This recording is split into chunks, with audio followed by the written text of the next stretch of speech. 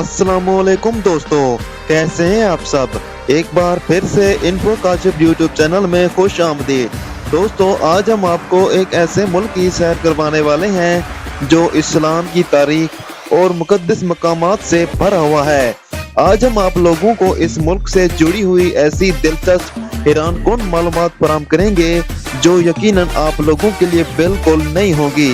तो वीडियो का बाकायदा आगाज करने से पहले चैनल पर सभी नए आने वाले दोस्तों से गुजारिश है कि हमारे इन्फो काशिफ यूट्यूब चैनल को सब्सक्राइब जरूर कर लें और साथ ही घंटी के बेल को भी दबा दें। इस मुल्क का नाम है इराक, जो मगरबी एशिया में वाक़या है। इसकी सरहदें तुर्की से शुमाल में, ईरान से मशरक में, कुवैत से जनूब मशरक में, सऊदी अरब से जनूब में, उर्दन से जनूब मगरब में और शाम से मगरब में मिलती हैं।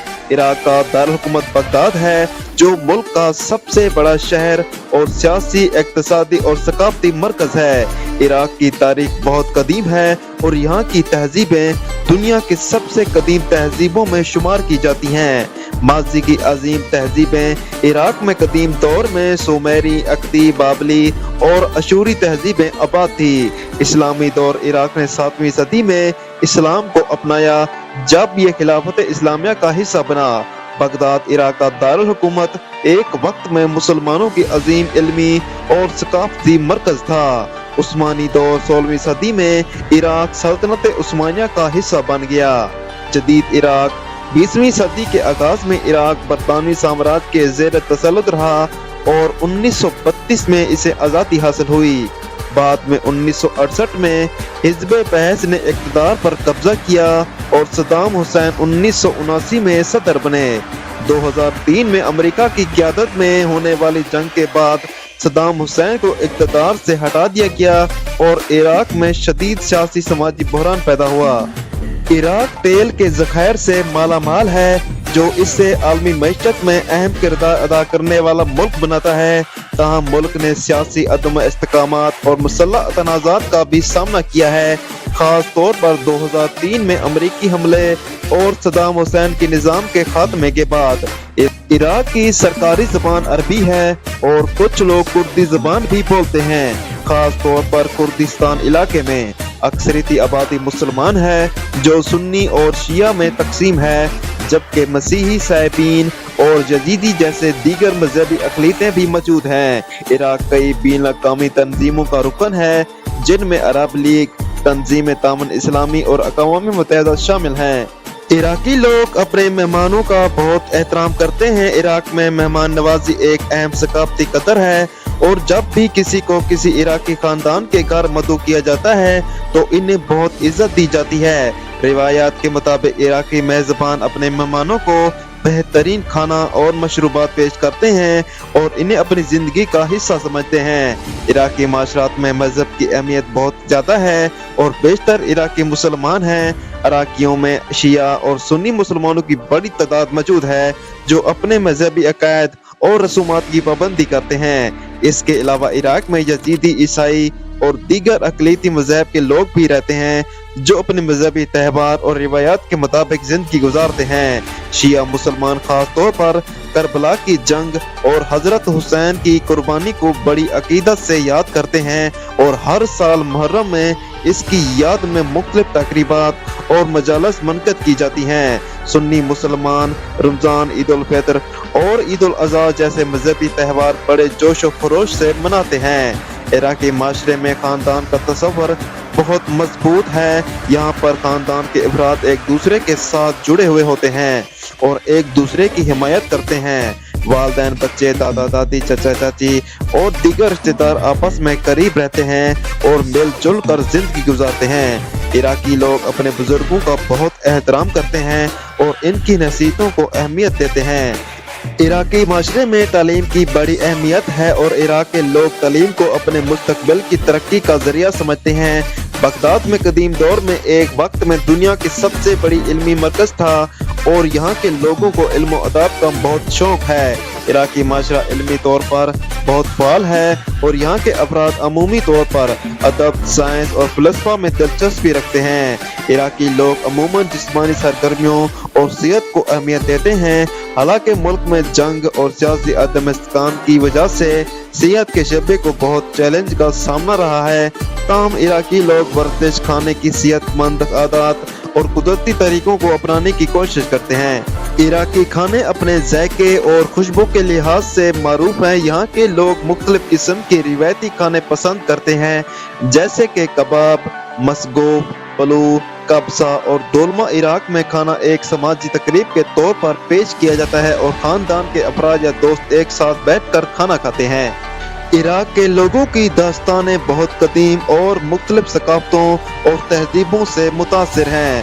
قصہ علی بابا اور 40 چور، یہ داستان ایک معروف عربی کہانی ہے جو دنیا بھر میں مشہور ہے، خاص طور پر 1000 راتیں کی کتاب میں۔ اس کہانی میں ایک غریب درختوں کا کاٹنے والا شخص علی بابا 40 چوروں کے خفیہ گاروں کا راز معلوم کرتا ہے، جہاں چور اپنے مال و دولت کو چھپاتے ہیں۔ علی بابا کا کردار ایمانداری اور ہوشیاری کی نمائندگی کرتا ہے اور یہ کہانی دنیا بھر میں جواہرات، چوروں اور رازوں کی تلاش کے موضوعات کے حوالے سے مشہور ہے۔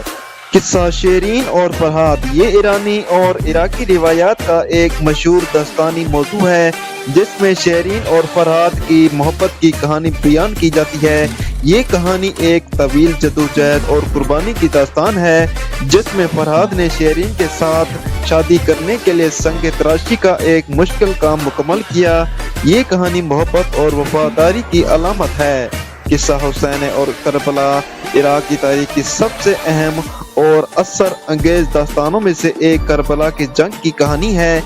یہ واقعہ 61 ہجری 680 عیسوی میں پیش آیا جب حضرت حسین ابن علی علیہ السلام نے یزید کی حمایت کے خلاف اپنی جان دی۔ کربلا کی جنگ کو ایک مذہبی اور اخلاقی پیغام کے طور پر دیکھا جاتا ہے جس میں حسین کی قربانی اور عدلیہ کی حمایت کی داستان شامل ہے۔ کربلا کی قربانی اور حضرت حسین علیہ السلام کی وفاداری نے مسلمانوں کے دلوں میں ایک خاص جگہ بنائی ہے اور آج بھی یہ داستان ہر سال محرم کے مہینے میں یاد کی جاتی ہے۔ قصہ ایوب اور صبر، یہ کہانی حضرت ایوب علیہ السلام کی ہے جو اپنی بیماری اور مشکلات کے باوجود صبر اور استقامت کے ساتھ اللہ کی رضا پر راضی رہے۔ ایوب کی کہانی صبر اور ایمان کی قوت کی مثال ہے اور عراق کے لوگوں میں اسے ایک اہم اخلاقی سبق کے طور پر سنایا جاتا ہے۔